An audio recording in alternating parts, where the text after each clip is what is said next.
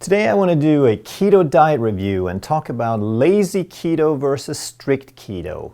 What are they? Does it matter? And when might you want to do one or the other? Coming right up.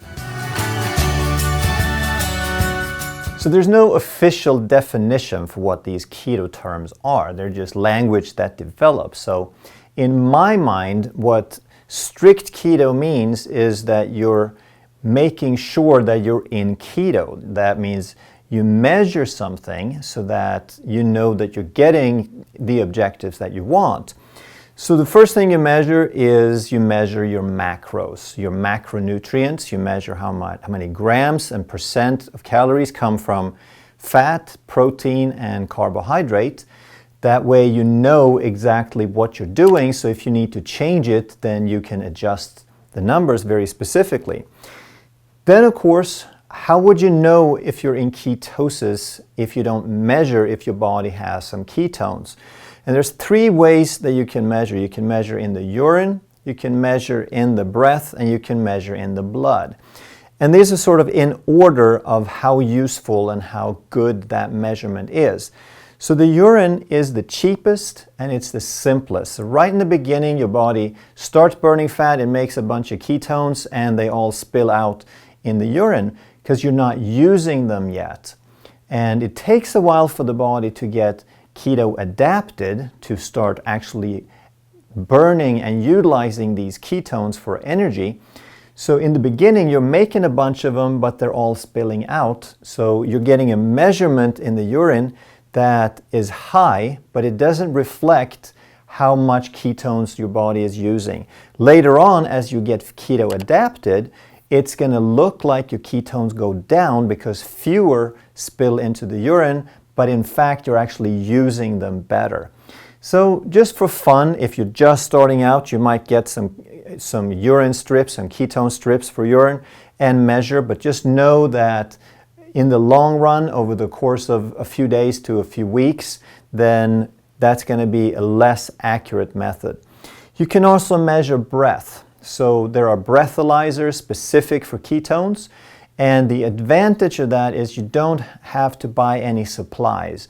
You pay a couple of $100 up front, and then you don't have to buy any strips or anything after that. You can use it for years, assuming it doesn't break, and it is relatively accurate. However, the most accurate and the most relevant is the one that measures blood ketones.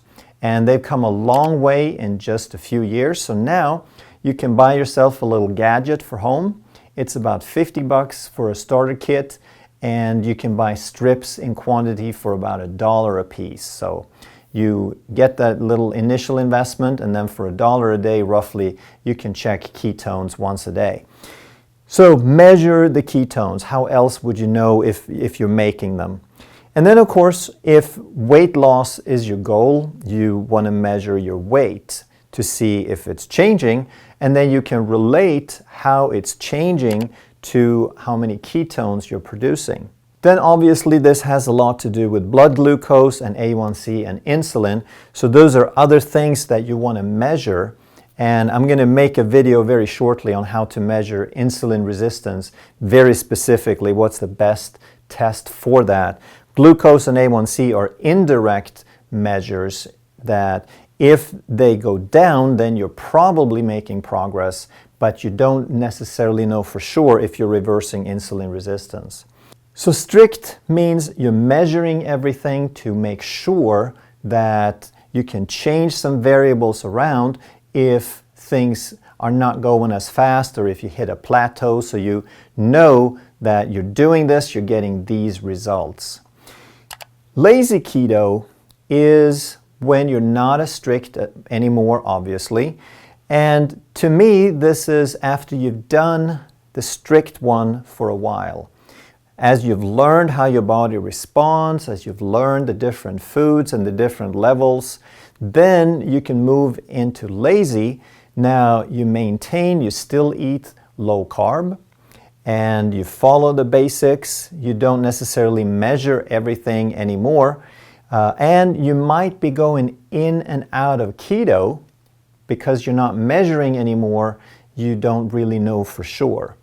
So once you have enough experience, you can get pretty good at it so that you can probably do fairly well on lazy keto, but there is always the chance that as the months go by, that you change a little habit that you don't think is too significant, and all of a sudden you've added enough carbs or you've changed enough of something to where you're actually not in ketosis.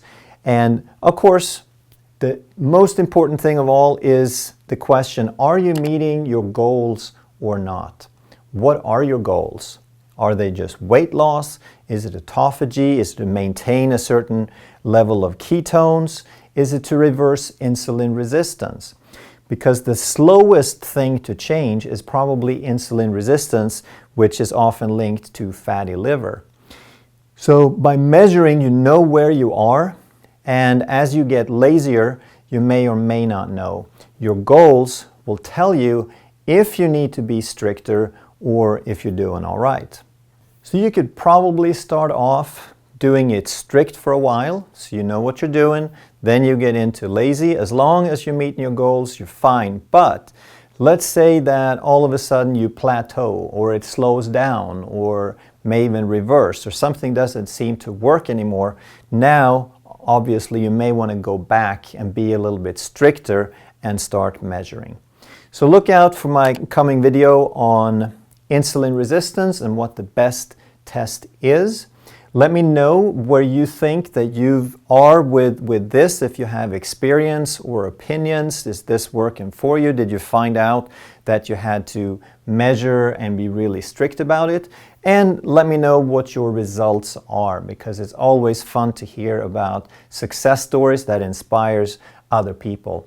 Let me know if you have questions, and please share this video, because our goal is to get this information out so we can help as many people as possible. Thanks for watching.